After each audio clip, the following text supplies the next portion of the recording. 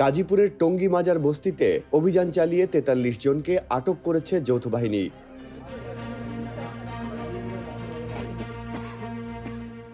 টঙ্গী পশ্চিম থানাধীন তুরাগ নদের তীরে বিশ্ব ইজতেমা ময়দান সংলগ্ন হাজি মাজার বস্তিতে শনিবার রাত ৯টার দিকে সেনাবাহিনী, বিজিবি, র্যাব ও পুলিশ অভিযান পরিচালনা করে।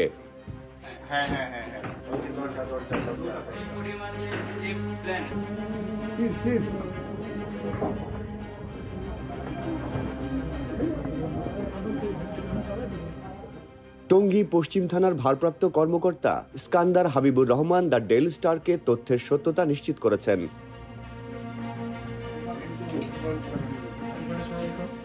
সূত্র জানিয়েছে, অভিযানে নগদ ৩৯,৪০০ টাকা, ২টি চাকু, একটি রেঞ্জ, একটি স্নিপ, একটি রাউটার, 4টি হার্ড ডিস্ক, 4টি ফিচার ফোন ও 4 লিটার বাংলা মদ জব্দ করা হয়েছে।